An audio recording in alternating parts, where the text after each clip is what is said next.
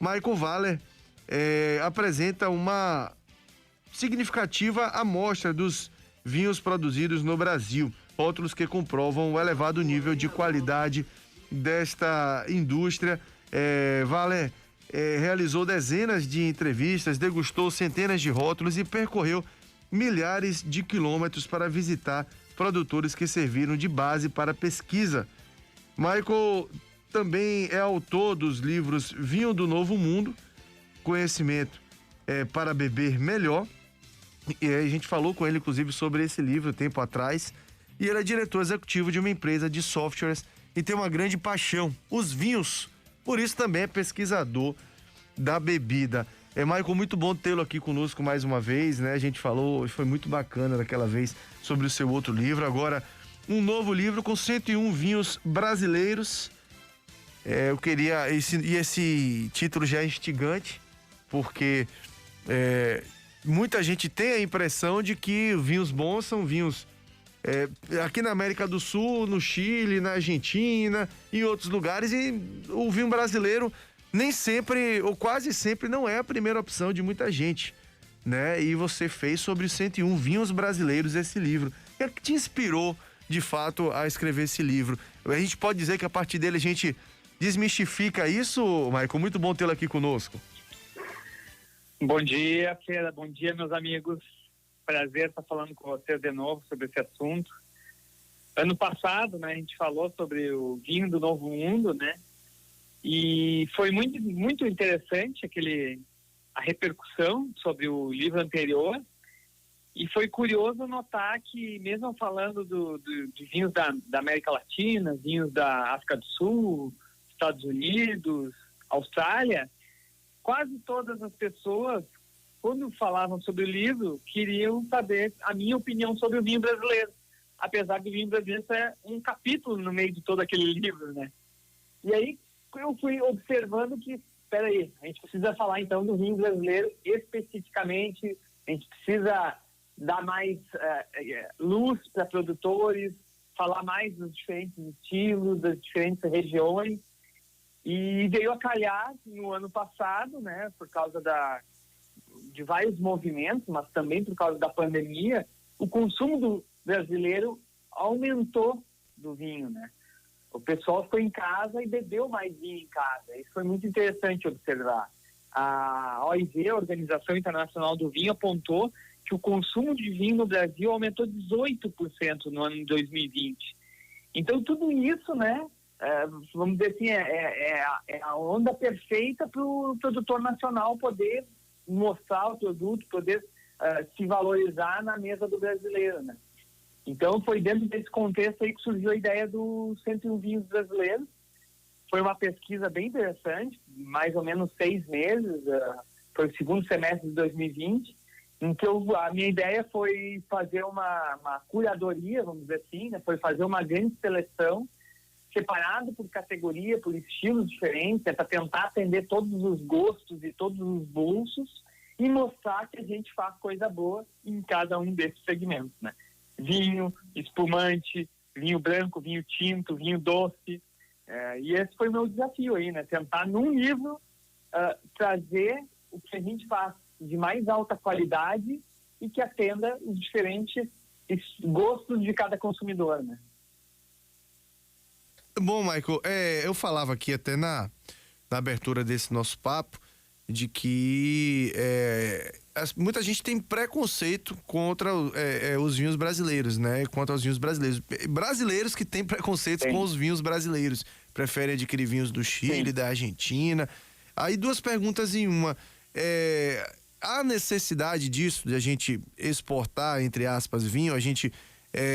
A qualidade do vinho brasileiro deixa a desejar em alguma forma, de modo geral? E é mito ou verdade isso daí? Como é que você enxerga o vinho brasileiro hoje? E por que você acha que existe esse preconceito? Caso você entenda realmente que a gente tem vinhos de qualidade brasileiros que não haja necessidade de adquirir, por exemplo, do Chile ou da Argentina. Olha, assim, eu sempre falo que não é só aqui, tá? O preconceito do consumo interno, do produto interno, não é um privilégio brasileiro. Se tu viajar para o Uruguai, tu vai ver que muitos produtores falam isso também, que o uruguaio tem alguma resistência ao vinho uruguaio. Então, eu acho que é uma questão, né, cultural, que obviamente tem que ser trabalhada para ser mudada, né? Mas também está ligado com tradição. Porque se tu pegar os outros países, eles têm uma tradição mais antiga, de mais gerações produzindo vinho e bebendo vinho. E já que eu falei da OIV, só para vocês terem uma noção, o brasileiro hoje, ele consome 2,6 litros de vinho por ano por pessoa. Olha só, 2,6 litros por ano por pessoa. Esse é o consumo médio de vinho no Brasil, tá?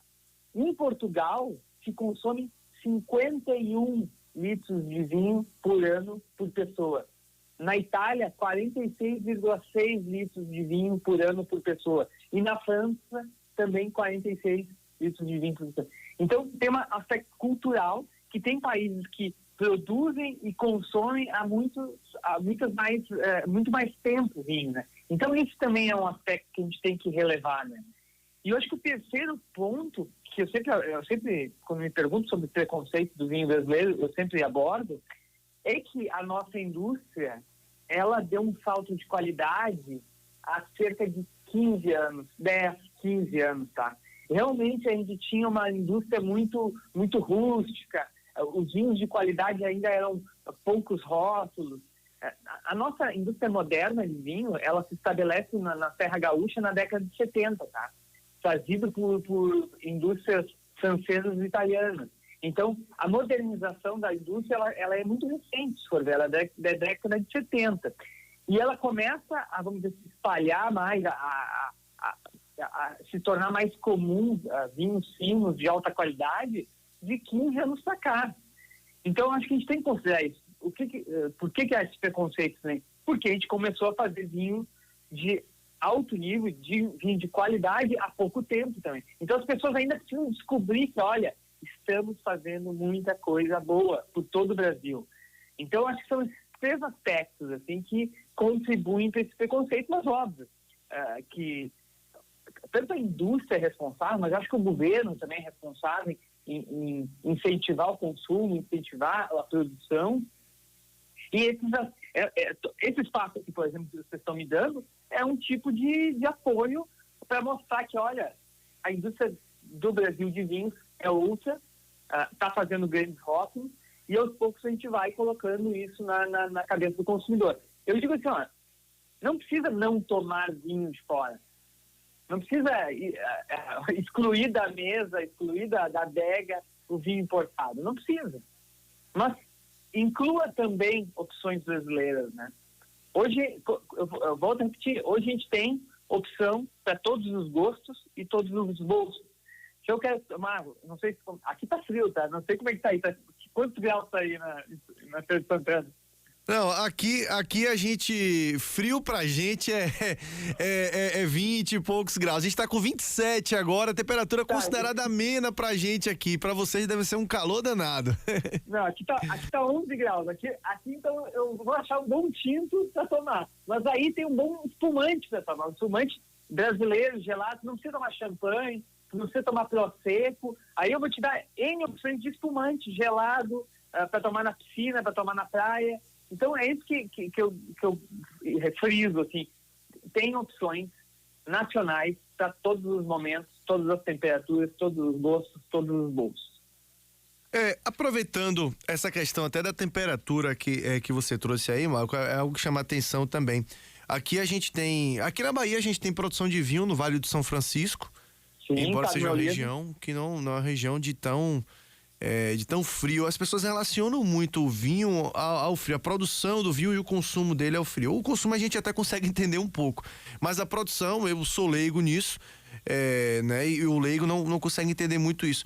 Tem diferença a questão da região do vinho por conta da temperatura? O que é que de fato faz com que um vinho seja diferente ou que uma região seja propícia à produção de determinado tipo de vinho e outra a outro também? Porque a gente vê sempre, por exemplo, você vai comprar um vinho do Chile, aí o pessoal tem Vale Central do Chile, Vale do Maule, Sim. você tem na Argentina, tem também as regiões. Por que isso faz diferença, Michael?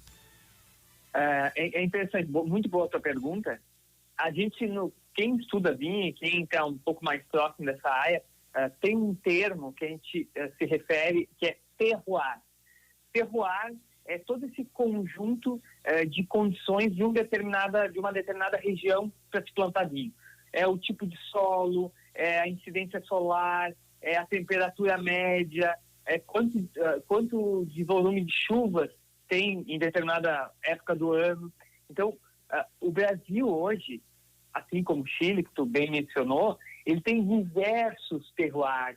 Ele tem terroirs muito distintos, de clima mais frio, de clima mais alto, de menos chuva, de mais chuva.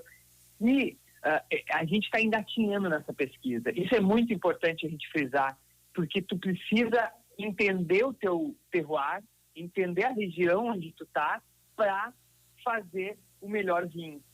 Então não adianta, olha, eu estou num clima muito frio e chuvoso e agora eu quero fazer um cabernet encorpado para disputar com os cabernets americanos. Tu vai ter muita dificuldade. Então tu precisa entender qual o melhor clima para o melhor vinho, né?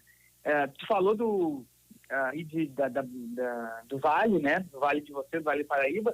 Tem um vinho que eu cito, que é o Testarde, que é um Shiraz muito, muito, muito denso, muito encorpado, muito alcoólico e muito, muito prazeroso, né? Para quem gosta desse estilo de vinho mais pesado. É a Miolo que produz com uvas aí do Vale. E eles foram muito felizes, porque é uma região muito quente, muito seca. Então o que acontece? Vai ter uvas muito maduras, com muito açúcar, muita concentração, e esse açúcar, quando fermentado, vai virar álcool, então vai te dar um vinho alcoólico, né? Então é importante tu entender como as condições climáticas de cada região vão repercutir na fruta, na uva e depois no vinho. E é muito legal acompanhar isso no Brasil, porque está se entendendo isso. Eu vou citar brevemente, tá? Hoje a gente tem, além do Vale aí, que tem esse clima quente, e eles têm feito bastante, tanto as espumantes, eles têm usado muito aí essa uva, porque tem mais de uma safra, mas também, como eu disse, esse tinto encorpado. Mas hoje está muito interessante acompanhar aquele terroir da Serra da Mantiqueira, que faz fronteira ali, São Paulo e Minas. Tive a oportunidade de visitar. Estão fazendo também Shiraz ótimos. Tá particularmente interessante essa região de se observar a evolução que eles tiveram em muito pouco tempo, baseado em muita pesquisa, muito investimento na indústria e no campo, tá? Aqui em Santa Catarina, mais perto aqui do sul, eles têm uma região que é São Joaquim, que são vinhedos a 1.000 metros de altitude, muito frio, altitude, alguma chuva, então estão investindo em fazer brancos, Chardonnay, Sauvignon Blanc, muito interessante. Tem um vinho que eu cito no livro, que é o Sangiovese, da Vila Santione, que também é uma caça que está dando resultados bem interessantes lá. Aí a gente vem para o Rio Grande do Sul. O Rio Grande do Sul está espalhado, praticamente as pessoas conhecem mais o Vale dos Vinhedos por causa do turismo, mas hoje está espalhado em todo o Rio Grande do Sul a produção do vinho. O Vale dos Vinhedos ainda é o grande celeiro brasileiro de vinhos, né? Que conta com um clima um pouco mais frio e está tentando se entender até hoje ainda qual é que é a vocação para essa região. Se sabe que sai ótimos espumantes, mas ainda tenta se entender se o vinho Merlot é o melhor ou se o Cabernet Franc se dá melhor nesse clima.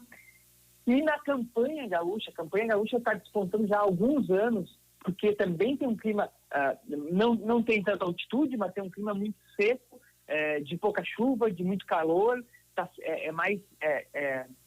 sendo mais melhor para o produtor controlar a maturação da uva no pé, porque não tem chuva na época de colheita, né? Então, essa tua pergunta é interessante. Hoje, esse mapeamento que o Chile já tem há 10, 20 anos, dos vales, né, e de separar isso em denominações, o Brasil ainda está engatinhando. mas tem um campo enorme para explorar. Isso é muito interessante. Quando eu falo de vinho brasileiro, eu sempre fico muito entusiasmado em pensar no número de regiões que ainda dá para explorar e no trabalho que dá para desenvolver em procurar a melhor região para fazer o melhor vinho. Pois é, e diante disso que você falou aí, a gente conclui que a diversidade de climas e relevos e tudo mais aqui no Brasil, a diversidade que o Brasil tem, nos pode trazer e nos traz uma diversidade de vinhos também. Quais são as regiões que você destacaria, Maicon, em relação à produção de vinho aqui no Brasil, tanto em relação a potencial de produção, como em relação ao que acontece hoje na prática mesmo, que se produz os melhores vinhos e bons vinhos aqui no Brasil? Eu volto a falar o Vale, não dá pra gente não falar do Vale do Vinhedo. E eu acho que o Vale hoje não só tem o maior, talvez, volume de vinícolas e de bons rótulos, como ele é muito responsável pela questão educacional do consumidor. Por justamente ele está movimentando milhares e milhares de turistas que vão lá vivenciar o vinho, que vão visitar o vinhedo, vão ter uma experiência dentro da vinícola, vão ir na comunidade, no restaurante, que vão vivenciar o vinho para depois se apaixonar, para depois gostar dele. Então, eu acho que o Vale dos Vinhedos continua tendo uma importância enorme para a popularização do vinho no Brasil, tá? Especialmente por essa condição de trazer, de encantar o consumidor brasileiro, o turista, as pessoas de outras regiões, tá? Mas aí, falando só de produto, eu volto a falar da campanha. A campanha, hoje, para mim, faz talvez os tintos mais potentes e mais promissora guarda, tá? De vinhos que vão envelhecer muito bem na adega. Cabernet, Taná, está fazendo alguns vinhos muito interessantes com essas castas. Eu vou falar daí do Vale da Serra Catarinense, porque eu me apaixonei. Eram vinhos que eu já consumia, mas não tinha visitado, e aí, por causa da pesquisa do livro, eu fui visitar, e realmente primeiro que é uma região linda, tem um cenário assim de montanhas, de uma vegetação linda, realmente para o turista é muito legal, mas vamos dizer assim, o lado que eu me impressionei é aquela qualidade de vinho que está sendo produzido, tá? Especialmente brancos, tranquilos, que são brancos de Chardonnay, Sauvignon Blanc, também um Alvarinho de lá muito bom, mas também para algumas experiências com castas italianas tintas, tá? Eu acho que é muito legal observar a evolução dessa região. E aí, em termos de produção, em termos de business, vamos dizer assim, eu acho que São Paulo, essa região da Serra da Mantiqueira, ela realmente desponta como talvez uma das regiões mais promissoras. Primeiro porque está perto vamos dizer assim, do centro de distribuição, do centro comercial do Brasil, que é esse eixo Rio-São Paulo, né? A gente não pode ignorar a relevância disso também para a popularização do vinho e para que esse vinho brasileiro chegue ao maior número de pessoas, né? Mas também porque há muito investimento em campo, em adega, como eu disse anteriormente, tem empresários lá investindo forte, pessoas que não eram do segmento do vinho, porque aqui até um parênteses, né? Aqui no Vale dos Vinhedos, a gente observa que quase toda a vinícola era de uma família de imigrantes italianos que já fazia vinho em casa e em determinado momento decide empreender no vinho, né? Então há uma relação familiar, uma relação de tradição familiar o fazer vinho, né? E quando tu começa a observar essas vinícolas da Serra da Mantiqueira, em São Paulo, Minas, tu começa a observar que é uma outra cultura. São empreendedores, investidores de outros segmentos que percebem o potencial da região, percebem o potencial de uma técnica chamada dupla poda, inventada por um pesquisador brasileiro, mineiro, Regina Albuquerque, que desenvolve naquela região, que eles invertem o ciclo da videira, e daí esses investidores, esses empreendedores observam que aquela região é muito promissora para fazer vinhos com essa técnica, e aí começa a investir muito em diferentes projetos e fazer um volume razoável de vinho de alta qualidade. Então, do aspecto comercial, talvez essa é a região mais promissora que a gente tem hoje no Brasil. Primeiro, porque está iniciando, é nova ainda, e segundo, porque tem muito espaço para desenvolver ali dentro. Mas, assim, nessa pesquisa do livro, eu cheguei a degustar vinho de Goiás, de Brasília, enfim, São Roque, que é outro interior de São Paulo, enfim, muita coisa interessante em diferentes regiões brasileiras. Assim, para quem gosta de degustar variedade, gosta de sempre estar experimentando um rótulo novo, hoje o Brasil está, vamos dizer assim, uma prateleira enorme, de enormes opções, assim, para se degustar, né? Pois é, e bom saber disso. Michael, uma dúvida que assim, a gente quer aproveitar, na verdade, uma pessoa que entende mais de vinho para tirar essa dúvida, porque para o leigo de vinho sempre para essa dúvida em relação à própria diferença entre um e outro, né? Por exemplo, fala-se muito, pelo menos aqui na Bahia é popular falar, quem gosta de vinho, quem tem costume de beber mais vinho, costumamos falar que o vinho suave ou o vinho doce não presta, só presta o vinho seco. Eu tenho a impressão, não entendo de vinho, mas gosto de beber vinho, eu tenho a impressão de que vinho suave é bem diferente, não me parece vinho, me parece algo em torno de um suco da uva, um pouco mais alcoólico. Qual a diferença que tem de fato, né? Existe isso mesmo? Vinho seco é que é o vinho mesmo e vinho suave tem, porque a gente nota que tem algum certo preconceito e posso dizer até do meu ponto de vista. Eu tenho a impressão de que são duas coisas totalmente diferentes. E o vinho branco também, o que é que muda? É apenas a uva? Tem a fermentação diferente também? O que é que muda nesses três tipos aí? Vinho seco, vinho suave, ou doce, como muita gente chama, e vinho branco? Tem no Brasil o maior consumo de vinho interno, nacional, ainda é do vinho de mesa, né? Então vamos fazer antes, né, desses dois tipos, vamos fazer um parênteses aqui. O vinho de mesa, ele é feito de uvas americanas. Niágara, Isabela, são uvas não europeias, vamos dizer assim, né? E aí enfim, é o que mais tem plantado no Brasil, é o que mais é produzido no Brasil. É esse vinho de garrafão, é esse vinho, às vezes até em longa vida, que se acha. Cara, é vinho, não adianta, é uva fermentada. Então, tudo que é uva fermentada, né, se fermenta a uva, se transforma açúcar em álcool, é vinho. Partimos desse princípio, aí até a legislação, né? Então, tudo é vinho.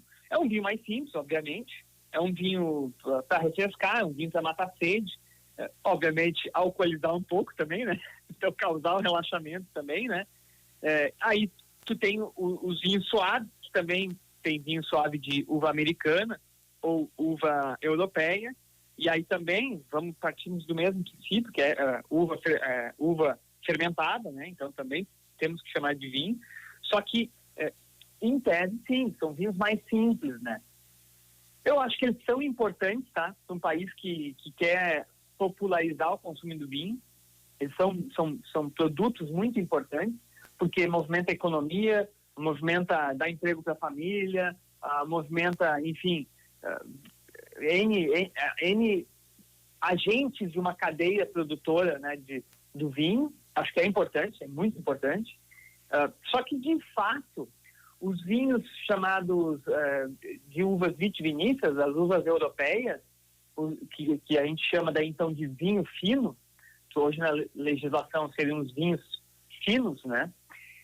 Esse o vinho mais elaborado, que normalmente se chega a uma graduação alcoólica maior. As uvas, a fruta, ela precisa ter uma maturação então um pouco maior também para gerar mais álcool.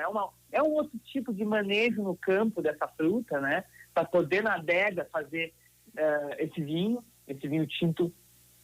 E ele também normalmente passa por um processo de envelhecimento, que pode ser em tanques ou pode ser em barricas, né? Barrica de carvalho, né?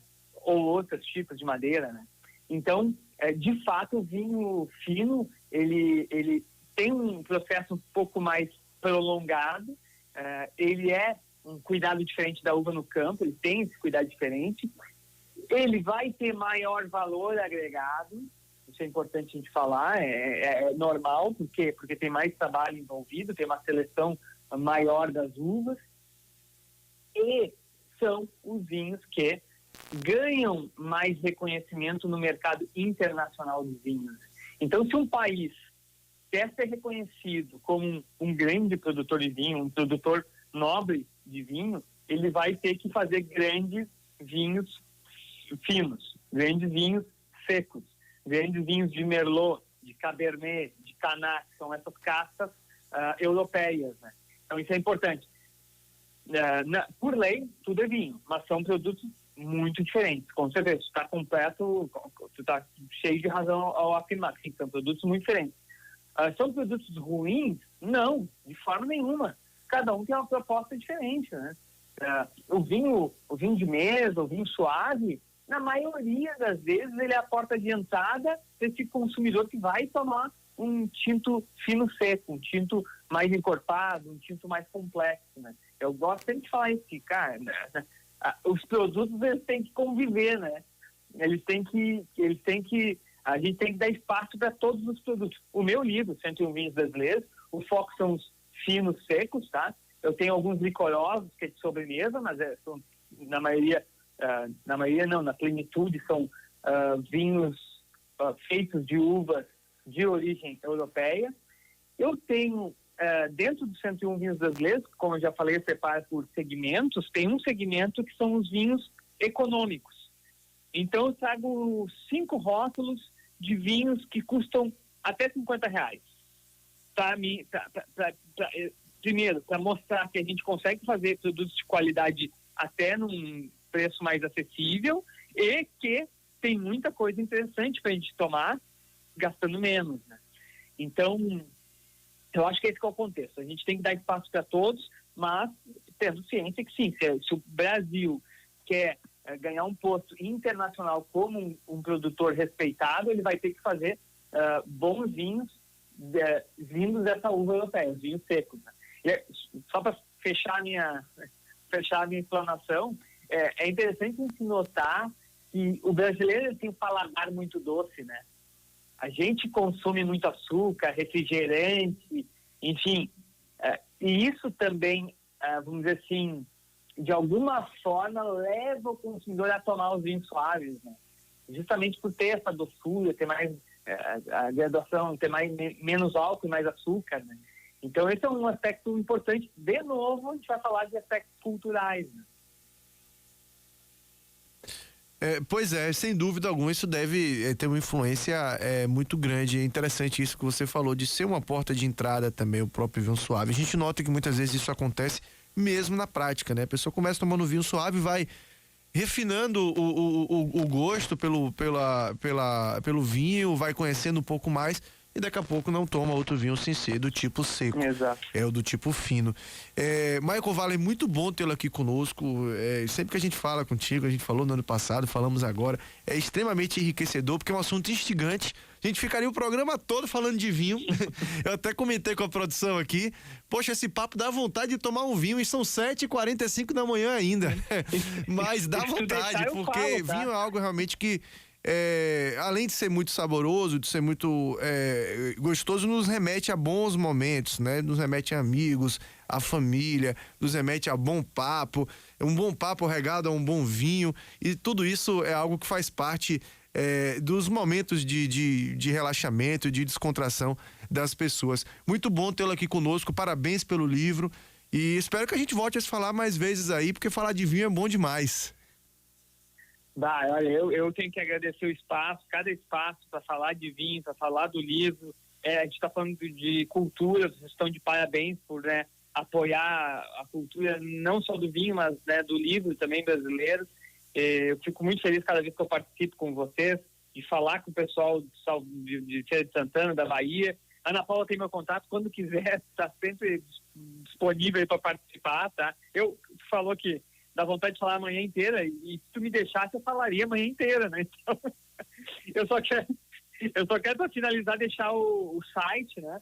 O livro hoje ele tá em várias lojas virtuais aí na internet, vai achar na Amazon, Submarino, mas o site oficial do livro é o www.101vinhosbrasileiros.com.br.